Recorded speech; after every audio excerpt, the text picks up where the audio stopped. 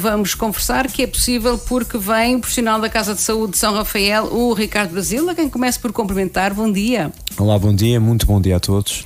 Cá estamos nós a precisar de conversar sobre tantas coisas, mas o calendário lá nos vai lembrando algumas efemérides e é amanhã que se celebra o Dia Internacional da Luta contra o Terrorismo, que tanto mal tem feito ao mundo todo, e fez-nos pensar que falar-se do medo com um psicólogo aqui no Rádio Clube de Angra dava muito jeito. Então, o que é que há a dizer sobre o conceito do medo para começarmos, Ricardo? Bom, ainda fazendo aqui uma alusão ao dia da manhã do terrorismo e, portanto, na Europa também tem havido algumas situações não tanto frequentes, mas mais frequentes do que era habitual relativamente aos atos de terrorismo, e é claro que é sempre o terrorismo é sempre uma incerteza, não é?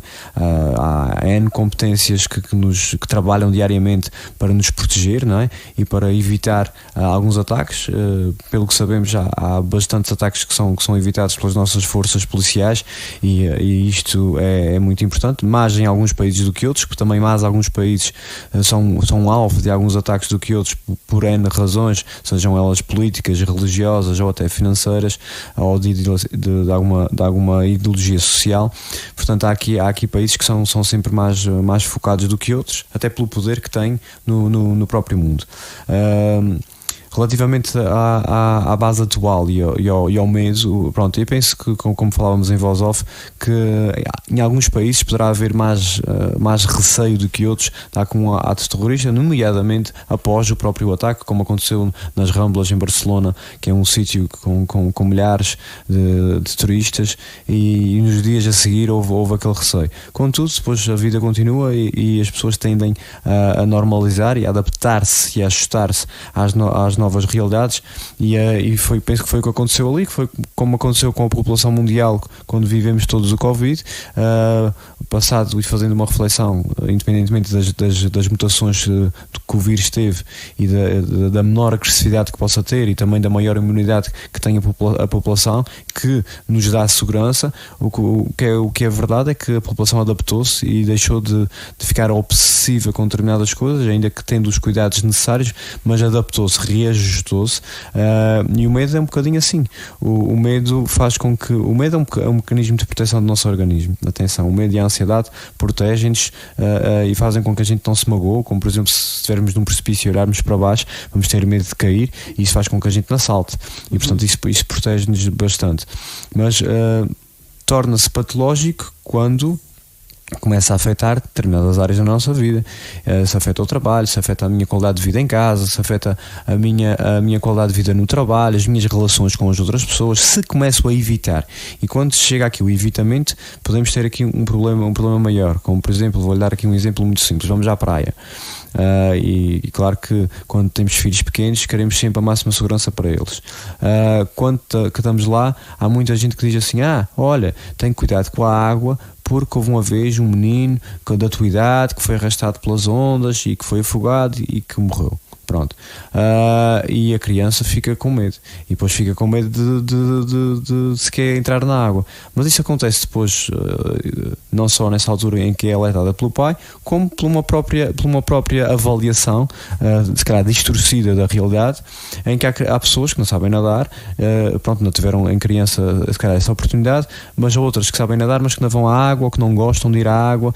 A mim nunca me acontece nada porque eu não vou. Quando vou à praia não me molho, ou assim, pronto. Ou seja, estão sempre a evitar uma situação, e isso não é reajustar. Isso está-me a fazer lembrar também outro tipo de medo. Há pessoas que têm muito medo de serem assaltadas, por exemplo, e vivem trancadas dentro de casa. E a pergunta é, aqui é o medo / desconfiança de todos. A pergunta é, valerá a pena vivermos uma vida inteira com medo e a desconfiar de tudo e de todos? Ou devemos estar descontraídos, sabendo-se e correndo o risco de uma vez ou outra termos mesmo de ser assaltados? Bom, lá está. Está a falar com uma pessoa que já foi assaltada em Lisboa. Mas o que é verdade é que há sítios que podem ser mais propícios a termos determinados cuidados do que outros, não é? Há sítios mais seguros do que outros, mas também não implica que ainda foi este ano que houve um futebolista do Benfica que foi assaltado à mão armada dentro da sua vivenda em Cascais, numa zona, num condomínio fechado, etc, por aí fora, e que foi assaltado. Pronto, portanto, podemos ser assaltados num bairro com muita criminalidade, não é? Como pode acontecer um assalto numa casa com teoricamente maior segurança, não é? O facto é que se nós vivermos reféns do medo e não sairmos, vamos ter uma péssima qualidade de vida e não vamos conseguir enfrentar nem sequer lidar com nada que a vida nos possa trazer. Independentemente do medo ser percepcionado de determinada forma, às vezes temos tendência a o catastrofizar. E quando é que nós catastrofizamos? Catastrofizamos quando atribuímos uma importância com uma maior intensidade do que é na realidade aquela situação em si. E isso faz com que nós depois possamos adotar comportamentos que não são saudáveis para nós, e aí vem o evitamento, o isolamento e o não lidar com, que depois pode nos retirar muita qualidade de vida, nomeadamente em todos os âmbitos em que possamos intervir.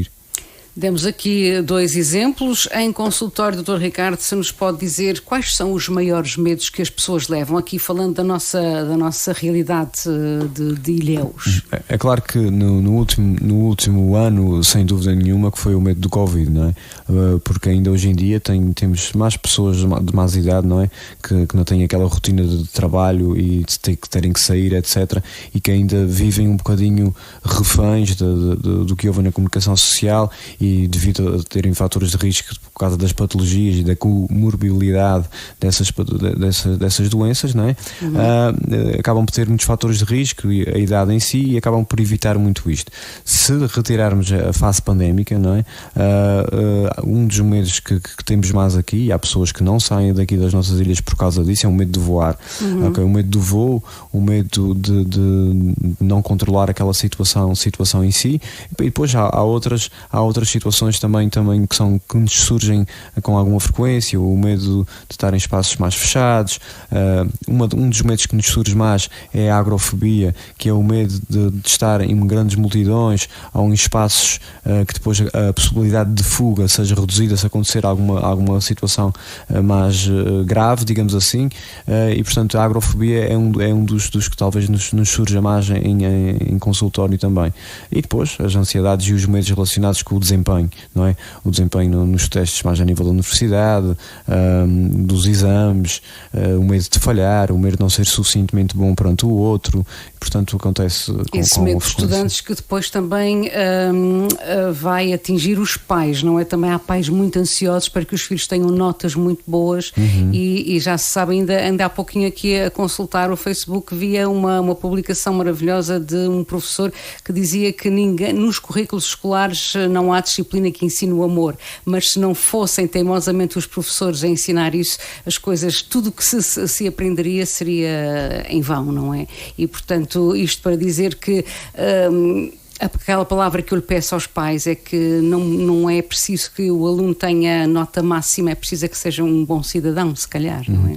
Não, sem dúvida, e atenção, mas temos que ver que há pais realmente que exigem e que pressionam e até condicionam um bocadinho a escolha do curso, etc., ou mesmo no próprio percurso secundário condicionam um bocadinho ali algumas escolhas, mas há outros pais que são muito sensatos, que são muito pedagógicos e que dizem que querem que tu te esforces e que tu possas fazer o melhor que tu consigas, que nunca não te estou a exigir 5, não te estou a exigir 20, estou apenas a exigir que tu te esforces, a querer que tu sejas um educado, que sejas responsável e que possas lá está, alcançar as suas metas conforme as suas expectativas.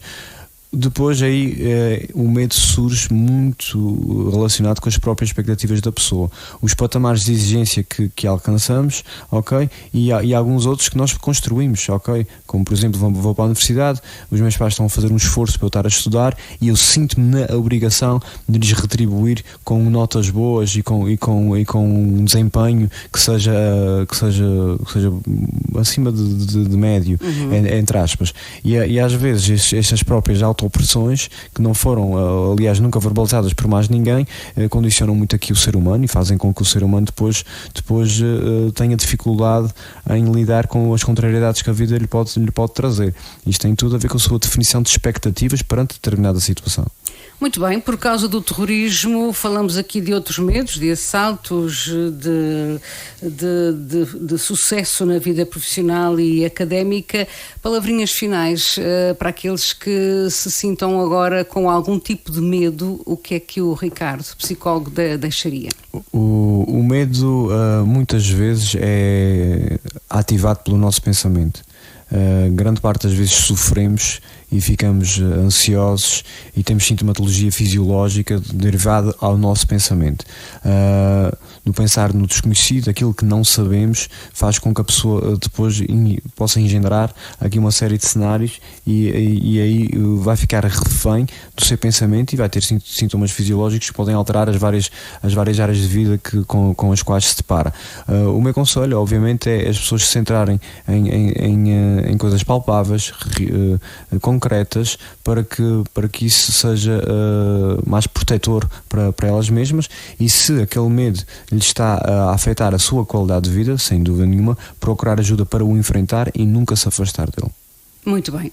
Fica então aqui a rubrica de hoje completa. Muito obrigada pela sua disponibilidade mais uma vez. Até de hoje 8 dias. Bom dia. Obrigado e um bom dia a todos.